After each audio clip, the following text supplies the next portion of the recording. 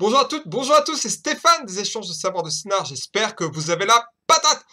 Aujourd'hui, je reviens après plusieurs mois d'absence pour faire une série sous-série dans la série sur les animés parce que ce sont les 30 ans de carrière de la grande compositrice Yuki Kajura et j'ai vu plusieurs animés pour lesquels elle a composé. Vous la connaissez peut-être, Yuki Kajura, pour avoir participé à des animés très célèbres comme Sword Art Online ou Fate Zero. Mais sa carrière commence bien plus tôt. Elle crée le groupe de pop Sisso, qui sort son premier album en 1993, donc elle commence les bandes originales 2 ans plus tard. Malheureusement, ses travaux datant de cette époque ne sont pas trouvables. Sa première œuvre, qui est trouvable gratuitement, facilement, sur les plateformes de manière légale comme YouTube, Spotify, de manière gratuite et légale, ça date de 2001 et nous allons voir que ce n'est pas de n'importe quelle œuvre qu'il s'agit, mais de celle qui lui a donné sa renommée internationale, celle qui a propulsé sa carrière.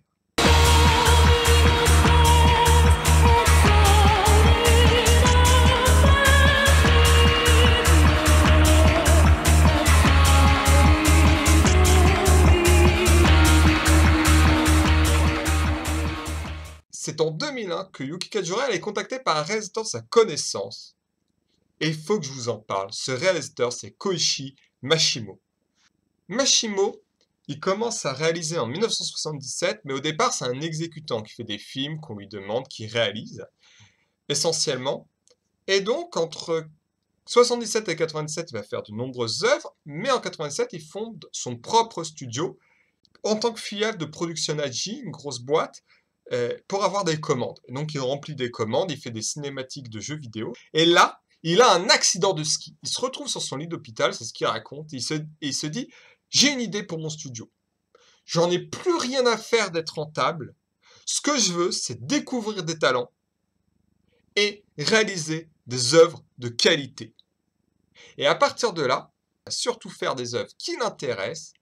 Ça va durer que 10 ans, cette histoire, parce que justement, son modèle économique qui sera peut-être un peu bancal, hein, dans un monde où il faut être rentable, c'est compliqué de dire la rentabilité, je m'en fiche, mais pourtant, il va faire des animés reconnus. Et donc ça commence en 2001. Il veut un Girls with Gun, réalisé essentiellement comme un film noir. Alors les films noirs, vous savez, c'est ces films sur la police, sur la mafia, etc. C'est sombre, d'où le nom du genre, hein, qui est en français et à l'international, hein, ça s'appelle le film noir partout. C'est des réalisateurs comme Jean-Pierre Melville en France ou Hitchcock, Alfred Hitchcock aux États-Unis qui font des films noirs. Et il y a du néo-noir, ça veut dire le style qui renaît à partir des années 70-80, et on connaît notamment Scorsese et Cronenberg qui ont vraiment remis ce genre au goût du jour. Koichi Mashimo, il s'inspire de ce cinéma-là, mais en même temps, il veut faire des scènes d'action comme dans les films d'action chinois de John Woo. Donc c'est un mélange des deux. Et à la manière d'un Andersen qui trouve le succès en faisant ce qui lui plaît, l'animé est salué par la critique et les spectateurs. Et évidemment, la bande originale est vraiment considérée comme un des points forts de cet animé. Il s'agit de Noir, en français dans le texte. Cet animé se passe en France. Et grâce à l'émission La Case, qui passait sur Canal+ à l'époque, c'est à 14 ans que je découvre cet animé. Je reçois une claque. Et j'ai reçu une deuxième claque esthétique quand je l'ai revu la deuxième fois en le montrant aux membres de l'association. Parce que c'est un des rares animés qu'on m'a pas fait découvrir, mais que j'ai fait découvrir. Et donc, ça se passe en France. Ça raconte l'histoire d'une tueuse à gages qui s'appelle Mireille Bouquet. Elle a une vingtaine d'années. Elle se fait surnommer Noire, son nom de tueuse. Elle reçoit un mail mystérieux l'invitant au Japon pour visiter son passé. Très exactement, pour faire un pèlerinage vers le passé. Elle se laisse convaincre parce qu'elle entend une musique qui la ramène à un souvenir traumatisant. Elle va au Japon. Elle y rencontre une lycéenne, Kirika Yumura. La scène de rencontre est super bien faite. Kirika Yumura, elle est amnésique, mais elle possède la fameuse montre liée au passé de Mireille. Kirika veut savoir pourquoi elle a cette montre, mais elle veut savoir aussi pourquoi on a cherché à la tuer, pourquoi elle est elle-même une tueuse aussi douée, mais le plus important et le plus douloureux pour elle, pourquoi elle ne ressent rien lorsqu'elle tue des gens. Notons qu'on constate dès le pilote, ce que je vous raconte se passe dans le pilote, je ne vous spoile pas, comme on dit, que Kirika a des pensées suicidaires, puisqu'elle accepte que Mireille la tue dès que la vérité sera dévoilée. Je ne vous dis pas ce qu'il en est à la fin, regardez cet animé, même si je pense que révéler la fin ne gâche pas une œuvre, si cette œuvre est bonne. Moi, quand j'ai revu, je connaissais la fin et je l'ai trouvée excellente, même la deuxième fois, mais je vous raconte pas parce qu'il y a du mystère pour votre plaisir. Mais il y a deux personnages dans l'opening, deux femmes qui apparaissent plus tard. Qui sont-elles? La mise en scène, comme il s'inspire du cinéma, c'est vraiment quelque chose de travaillé, de pensé. Et ce qui est fort avec Mashimo, c'est qu'il prend toujours son temps pour raconter les histoires. Il ne se précipite jamais. C'est lent, mais on ne s'ennuie pas. Et c'est une critique que j'ai revue d'internautes à propos d'un autre de ces animés dont nous parlerons plus tard.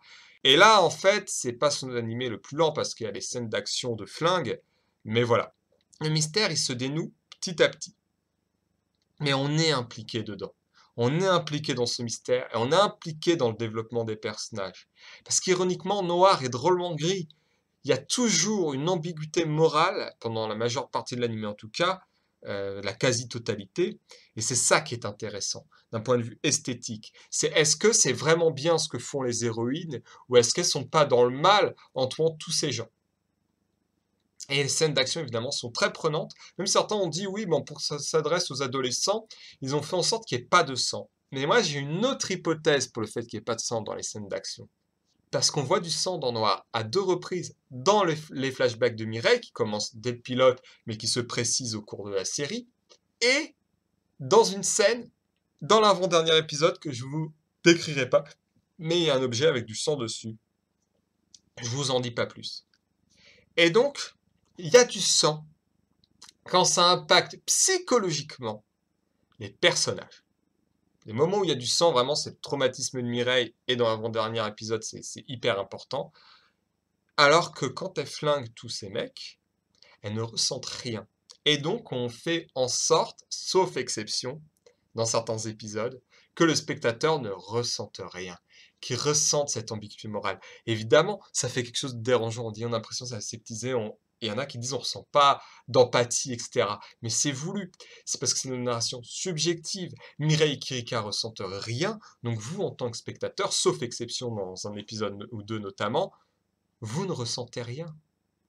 Et quand vous êtes censé ressentir quelque chose, la mise en scène vous fait ressentir. En tout cas, quand les personnages ressentent quelque chose, la mise en scène vous le fait ressentir. Il y a une utilisation pertinente des musiques de Yu Kajura avec, par exemple, une chanson très célèbre, Salvanos qui fera des petits, qui est la chanson des scènes d'action. Il y a un rôle de la répétition, soit dans la musique ou dans le flashback qui revient, etc., qui est vraiment bien maîtrisé. Parfois, il y a de la répétition, on se dit c'est du remplissage, notamment dans les séries feuilletonnantes, mais là, on est dans une série de 26 épisodes qui n'est pas feuilletonnante. Et en fait, ce qui est répété, ça est fait de manière intelligente. Donc, en plus, il y a très peu de choses au niveau, il y a surtout flashback qui se précisent, etc. On avance petit à petit dans ce mystère, on apprend à connaître les personnages, à un peu s'attacher à eux malgré l'ambiguïté morale. Sur la musique, j'ajouterais que malgré certains morceaux qui sont répétés pour des raisons scénaristiques, esthétiques, par exemple Salvanos qui revient souvent sur les combats comme j'ai dit, mais bien sûr toujours la même musique qui ramène au traumatisme, hein, la montre musicale, bien sûr, mélodie en français dans le texte également, eh bien il y a une BO assez variée dans la composition. Il va y avoir des morceaux d'accordéon endiablés, il va y avoir des morceaux extrêmement mélancoliques, il va y avoir des morceaux pour mettre la tension, parce que il faut mettre la tension hein, dans un thriller, dans un film noir, et donc dans cet animé, il y a des musiques qui sont là pour mettre la tension. Voilà, malgré que des morceaux sont assez répétés, il y a une variation très importante dans les BO, il y a aussi le rôle des silences. Les silences sont mis au bon moment. Et Ikajura aime beaucoup faire des musiques pour illustrer ses personnages. Et donc j'ai fait un petit montage avec les trois personnages principaux, dont un n'arrive pas tout de suite, donc je ne peux pas vous en dire grand-chose, avec les morceaux principaux, leurs correspondants.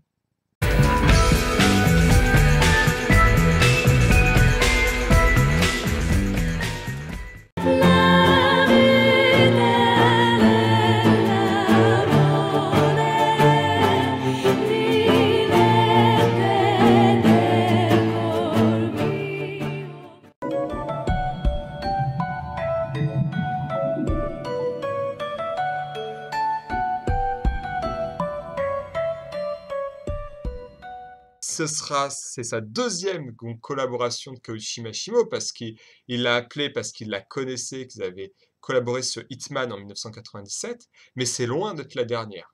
Elle travaillera sur les 2 autres opus de ce qu'ils appellent la trilogie des Girls with Gun. Elle travaillera sur l'anime suivant dont nous parlerons.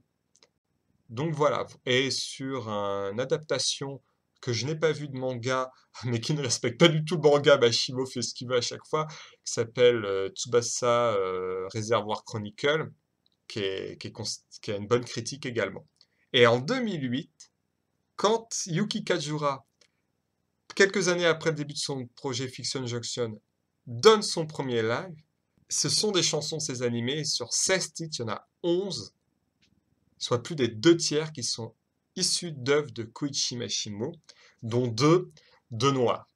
Et d'ailleurs, c'est dans Noir qu'elle rencontre la chanteuse Yuriko Kaida et le violoniste Hitoshi Kono, qui sont 2 personnes qui travaillent toujours avec elle, qui font toujours des concerts avec elle.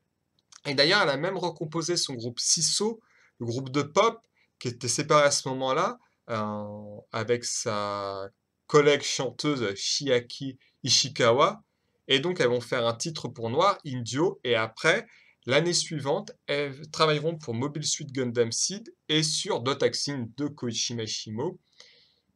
Et donc, toutes les BO qu'elles ont faites ensemble entre 2001 et 2003 sont sur un album Dreamfields, qui est vraiment un très bon album. Donc voilà, on continuera. Le prochain épisode sera sur Dotaxin, parce que faut absolument que je vous parle de cette œuvre qui m'a également mis une claque, encore de Koichi Mashimo avec Yuki Kajura. Et par la suite, on parlera d'autres œuvres de Yuki Kajura pour d'autres réalisateurs. Si vous avez aimé, n'hésitez pas à vous abonner à la chaîne, à mettre un pouce pour dire que vous aimez.